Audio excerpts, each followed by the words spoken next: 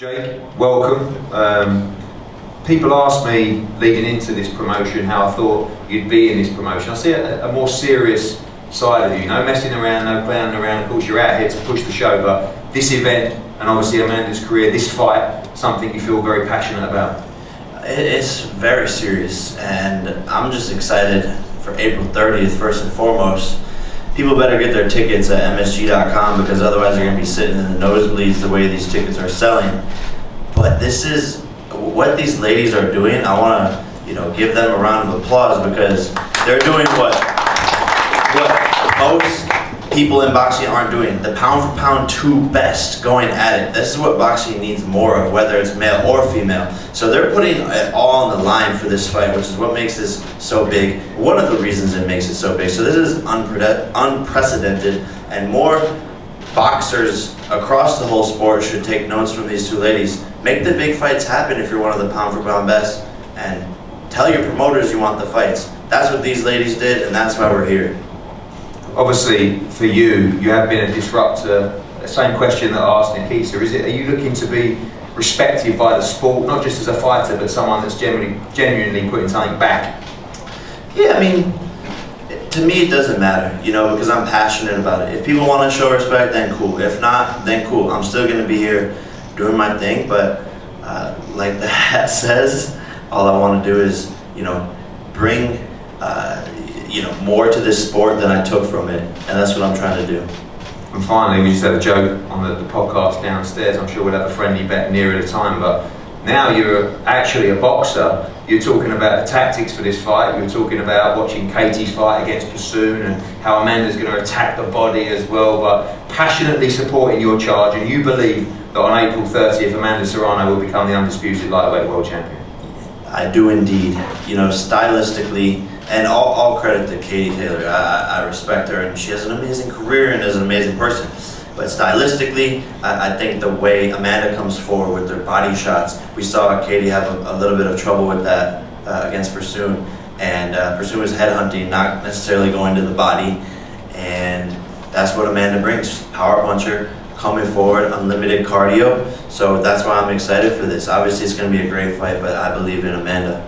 Well, thank you for your support. We look forward to filling up Madison Square Garden April 30th on DAZN. Amanda Serrano, the 7 Division world champion again. Talking downstairs, you talked about your hustle in the sport of boxing, the depths that you had to go to stay present in the sport. You talk about fighting for nothing, $1,000 a time, defending your world championship for, I think you said $4,000 or something like that. You finally made it.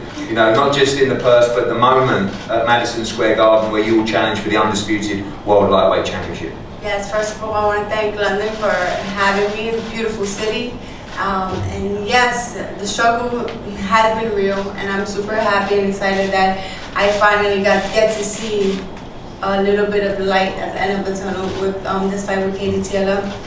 We're making history, and that's what I want to do. I want to continue to open the doors for the new generation coming into the sport. I'm a woman for equality, and we all talked about equality on this table multiple times, and making history. When we're making history at the Garden, being the first women to headline, we're making the biggest payday, both of us. I think we should just continue and make this fight iconic, make change in this game, and if Katie Taylor's willing, I'm ready and able to make this an equal fight, 12 rounds, 3 minutes. I mean, let's go. I say if we want to make change, I think we should we're on the platform right now, the zone. We're making headlines, we're talking, we're getting interest, and this is all about equality, and we should make the change right now. So Katie, are you up for it? 12 3-minute rounds? 12 3-minute rounds, let's do it like the men. I don't really feel like that will make a huge difference. The event is already iconic the way it is. The fact that the pre-sales are the best, the second best in history says it all really. This fight's even more important than we realise. And the box, this proves a boxing that the percentages have changed already. Boxing is boxing regardless, and the fight is already iconic the way it is. No, and I understand that it is, but if you want to make a change for the future and get people to notice us and to get these promoters to not talk badly about women, I think we need to take a stand. I think we're making a stand the way we're actually fighting here in the first place. The best find the best. This fight is going to be determined by the winner of this fight is going to be the best pound-for-pound female fighter in the world. So we are already making a stand and taking this fight. My question to you as well, Amanda, about how this fight's going to play out as well. Is aggression the key to this fight? I know you rate your boxing skills as well. Katie has fantastic skills, but you talk about your power, the nastiness in your style as well. Is that your plan, to go and stop Katie Taylor at Madison Square Garden? My plan is to fight smart, to be smart this April 30th. I know I have all the tools to beat Katie Taylor. I just have to go out there and be smart, and the victory will be mine. Katie, I know these are the nights that you dream of as a fighter. You've achieved so much in the sport as well, but these are the ones that you get up for more than anything. Your last 2 fights, I know you haven't been too motivated, but that's business. You've had to take care of this, but this is one you can get your teeth into, and I know you can't wait for April 30th. Yeah, just a fight that I wanted from the get-go. Ever since I turned pro, I had my sights set on Serrano. So I'm just so excited this fight is actually happening now. I do genuinely believe that this is the best fight in boxing right now, the most exciting fight in the sport, and the fact that it's headlined in Madison Square Garden, and the fact that the pre-sales were the second best in boxing history. This means that this fight is even more important than we actually realise. It proves that there is a strong appetite in the public for these big female fights.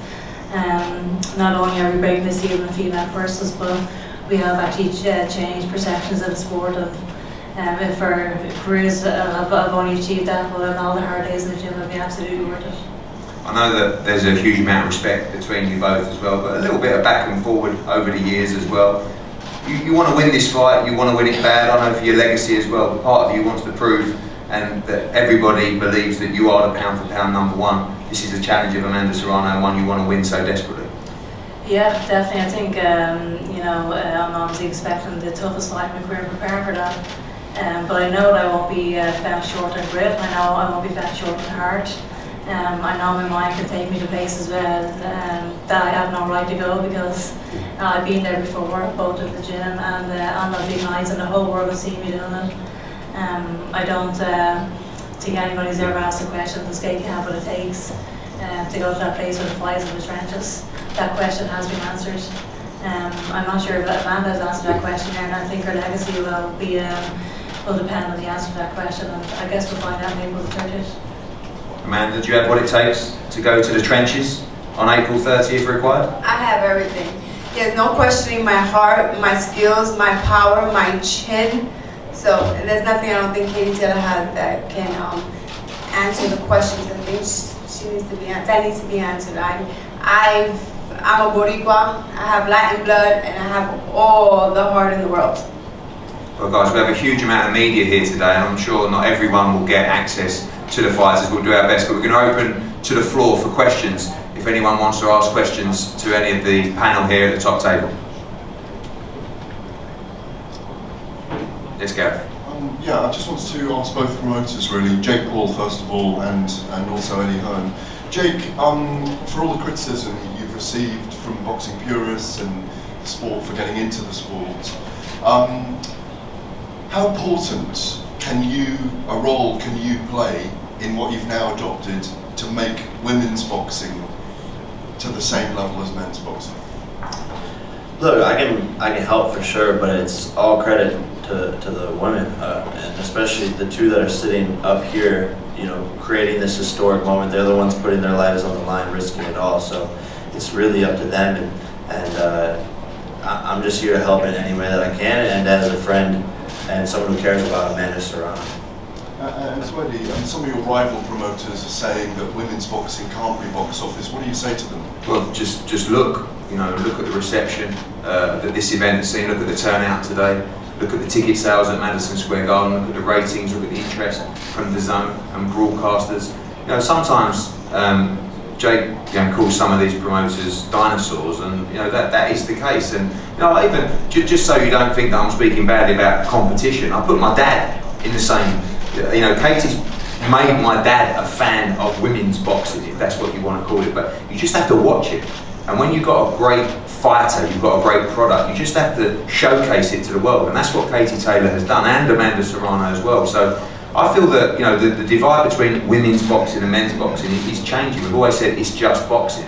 And at the end of the day, if you're a draw, if you're entertaining, regardless of your sex, it's completely irrelevant. And what we're seeing now is great fights. Forget gender, just great fights. These are tremendous pound for pound greats. Yes, no. Just a question for both fighters. The fight's been widely marketed as the pound for pound #1 and #2. Do you guys believe that your opposite number is the #2? And if not, who is? Well, I mean, listen, I'm just happy to be in the top 3. I only had 9 amateur fights. The top 3 is Katie, 1, whatever, 2, Olympic gold medalist, Clarissa Shields, 2-time Olympic gold medalist. I only had 9 amateur fights. So I'm just super happy and proud to be in that top list. And then come April 30th, we'll see who's the true pound for pound woman. Yeah, I think this fight is going to tell us who the #1 pound female fighter in the world is. So that adds another edge to this kind of fight, and that's another reason why this fight is so historic as well. It's a #1 and 2 fight each other, and we're going to see who the best is. A follow-up question for Jake. You said you wanted to leave boxing in a better position than how you found it. This is obviously a great step in that direction. What are the other boxes that you want to tick? There's so many, you know, the list is too long, but this is a step in the right direction. I think just fighter pay is another big thing, just across the board, both women and men, because boxers are the content creators. They're the ones getting in there and putting on the show. And so I think we should give them more money, you know. I've heard so many horror stories about fighters fighting for peanuts. So you know, that's first and foremost, but I have more game plans and things that I want to talk about and implement and put into action over the next year and over the next 5 years, but you got to start somewhere, so it's a slow process. Just Jake using his platform alone at this stage of his career has never been done before. Look at any other fighter, whether it's MMA or boxing, who's pushing other fighters as actively as he is during the prime years of his own career. So I think that has to be recognized as something that he's going to leave a legacy in, but he's only getting started in doing that. And Amanda is a perfect example of that, but so is Montana Love, who was signed by Matchroom after Jake gave him exposure. Liam Paro, who Matchroom signed after Jake gave him exposure. So that, I think, is a big part of his legacy as well, is promoting other fighters. This one for Amanda and Katie. You really never spent much time together before this whole media tour started. Do you dislike Katie, and Katie, do you dislike Amanda? No, this is business. You know, we're in the same business, trying to be both. She's undisputed. I'm trying to be undisputed champion. Have nothing but the respect for Katie as a champion and what she's done in the sport. So no, I mean, right now I don't dislike her, but come April 30th when I'm in that ring is a whole different story. Then I can go back to liking her. Likewise. And Jake, I suppose, you've obviously had some great accomplishments in your short career in boxing. Where did the day you signed this deal rank in your career accomplishments? Top 3 for sure, 100%. You know, and I was super excited to post about it because it's very historic, and I'll definitely remember signing Amanda Serrano forever, because what we've already accomplished is pretty surreal, and yeah, I'm excited to be a part of boxing history. Question for Eddie or Jake. Is there an official rematch clause in the fight contract? Only if the fight is big enough. I mean, I see this fight happening 1, 2, 3 times. Katie is the champion as well. No automatically triggered rematch clause, but certainly if the fight was big enough, we'd be doing it again. But rematch clauses only exist if the champion loses. That was just... Jake, you started your career against a YouTuber in comedy shorts game where you now sit at the biggest table One of the biggest press conferences I've ever seen. For you, how surreal is it to now be sat here for a fight of this magnitude? And Eddie, obviously we spoke about the YouTube events, everyone asked you, to the point where it's brought Jake Paul to this table doing this kind of fight. How mad is that? I think it just goes to show that if you wanna, or what other people think is possible, and I think that's what I've done over the past 3 years is you know, just prove everyone wrong and prove myself right and believe in myself and continue to get better every single day, whether it's in the gym or outside of the ring with what my missions and goals are.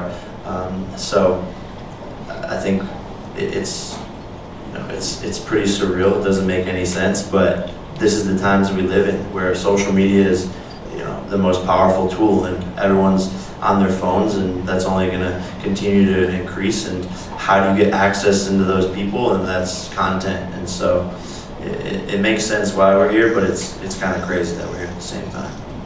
Yeah, for me, I think I dipped my toe in YouTube boxing, and that was it for me. But I don't see Jake really, honestly, I'm not just saying it because he has YouTube boxing anymore. If he continues to go on and fight real boxers, which I'm sure is going to be the case, then I put him in a different category. I love these guys getting involved in the fights because it just brings different eyeballs, different attention, different platforms to the fight. And there's so much bitterness in boxing, so much ego and so much competition that even when you're doing a co-promotion with another promoter, they almost don't want it to succeed because you're involved. It's sick, really. But like, Jake's fresh and I'm fresh enough just where we genuinely want the best for the fighters and we genuinely want to work together to make this as big as possible. And on the night when Madison Square Garden is sold out and the world is watching, we'll be proud and we'll shake hands and we'll say, when's the next one? It doesn't have to be how it is, but there's too many people in boxing working against each other. Jake, just from me, when did you realise you wanted to get involved in women's boxing and help push their right for higher purses and obviously equal pay? Was there a specific moment, you know, obviously in your career? And yeah, I think after first having a deeper conversation with Amanda and her trainer Jordan, and Nikisa was there as well when we trained together in Los Angeles, and I heard all the stories about her, you know, getting paid $1,000 or $2,000 for these massive fights, and I'm sitting here talking to one of the best boxers ever, period. Nothing, doesn't have to do with gender, period. And it just didn't make any sense to me. And then, you know, the relationship progressed, and Nikisa and I were creating Most Valuable Promotions, and Amanda, you know, was wanting us to help her, and we wanted to help her, and so it just worked out perfectly. And just by being around her, you know, this is such an important movement, and I see how passionate she is about it, and that rubs off onto me as well. If I can add, from the moment we signed our deal for Jake's last 2 fights with Showtime, the first call that we had with Steven Espinoza around the fight card, Jake and I quickly identified that it was important to bring exposure to women's boxing. That was the first time Jake had co-control of his fight card. And at that point, we discussed with Steven Amanda Serrano being the person to target. And that's how she made her debut on Jake's first event with Showtime and Most Valuable Promotions. Yeah. Question for Amanda. Welcome to the UK, and thank you to both of you ladies for what you're doing for women in boxing. Amanda, I know you said that this is business. Thank you. I know you said that this is business, but going back to when your sister suffered a defeat to Katie, does part of you feel like this is an opportunity now to get that revenge? No, everyone asks me that question. I mean, me and my sister have the greatest relationship, and she says, don't worry, you got this. It's not like when I beat Katie Taylor, the loss is going to come off my sister's record. So this is against me and Katie Taylor right now. It's just, that's who this is for. It's for us. It's for our legacy, meaning us, meaning my team. So she's okay with it. And finally, a question for Jake. What would you say to the naysayers, the ones that didn't believe the evolution in boxing? Because that's clearly what we're starting to see now. Yeah, get used to me. I'm gonna be here for a while, and all I'm trying to do is make boxing great again. Yeah. Question for Katie and Amanda. We've seen massive numbers and massive interest that has already circulated this fight. What needs to be done to ensure that women's boxing remains at this level of interest even beyond this fight? I think one of the things is that we need to see more big fights like this. I know that the likes of Clarissa Shields and Savannah Marshall, those kind of fights as well, that's absolutely brilliant for the sport. They're exactly the kind of fights we need to see on a consistent basis. We need big nights like this, and we've definitely covered a lot of ground over the last few years. And in women's boxing, we've seen the support, we've seen even we're breaking the ceiling here in terms of female persons for this fight as well, but that needs to continue. And yeah, we just need more big nights like this. And what is it like to work with a broadcaster like DAZN and the eyeballs that brings on the fight as well? Who's that to? Sorry, to Katie and Amanda as well, sorry. What was the question? Sorry, how much does it mean to you to be working with a broadcaster like DAZN, and how much of it helped you bring extra eyeballs onto this clash? Well, Katie's been lucky enough. When she turned pro, she had Eddie Hearn, Natural Boxing, DAZN backing her up, and that's a major part of people knowing about female boxing and knowing about Katie Taylor. Like I told Eddie Hearn earlier today, I've been fighting for a couple of years more than Katie. And when Katie came on the scene, everybody's like, have you seen that girl? Have you seen Katie, the Irish girl, I was like, I go, hello, I've been here for years before her. But DAZN brought eyes to female boxing, and Eddie Hearn is continuing to put on great championship fights with females. And that's exactly what we need. Coming up into the sport, that's what I needed. I needed someone to push me, a promoter to put me on these platforms so we can be seen, and that's how it's happening now, and I'm super happy. Right now is the time to be a female boxer. We have great champions, and we have great women coming into the sport, and I'm super excited to see the future of female boxing. I think from our perspective as well, it's worth noting that we're always going to throw the kitchen sink from a marketing and promotional perspective at any fight that we believe can cut through and get us into a broader, more mainstream audience. And I think not many fights in boxing give us that. We've got a great, very loyal base of hardcore boxing fans, but certain fights in the course of a year give us an opportunity to go wider, and this is definitely one of them. So I'm looking forward to working with many people in this room to do that over the next 2 months, and brands and celebrities around it. That's why Jake and Nikisa's involvement in particular is excellent around this as well. Right guys, just a couple more, yeah.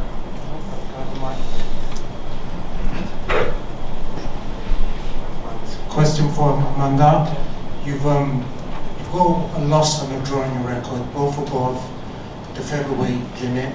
Do you feel you've got to be strong enough to fight, to compete against the undisputed lightweight champion? I mean, I believe so. If you saw my last fight, we have the same opponent, same outcome, different person after the fight. Yeah, that was so many years ago, my loss and my draw. I've learned a lot. I think I feel like I'm in my prime right now. I've learned in and out the ring. I'm just a complete fighter right now. And yes, I have the ability to, I'm a 7th division world champion. I have the ability to win titles in any division I put myself in. Oh yeah, one more thing.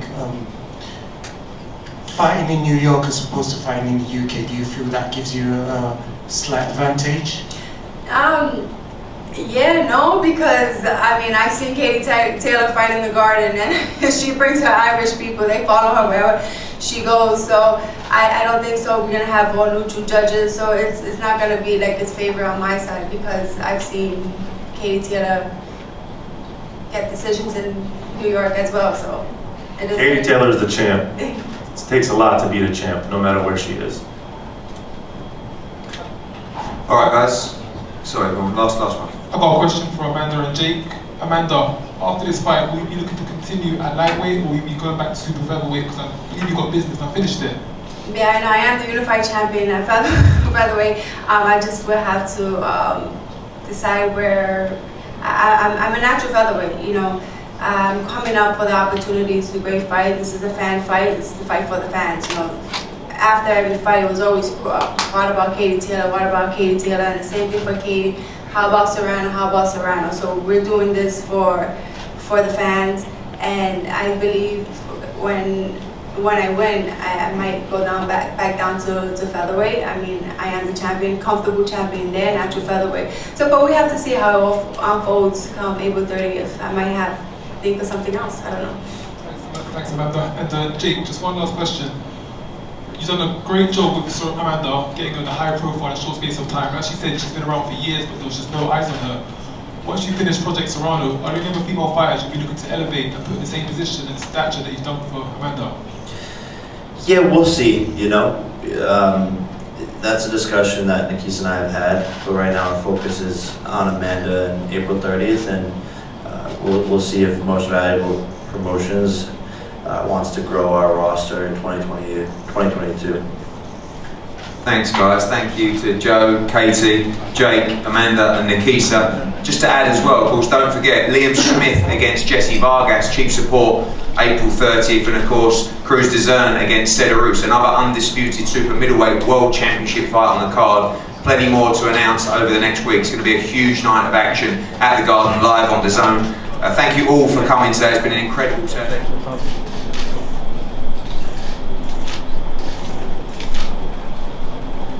Okay.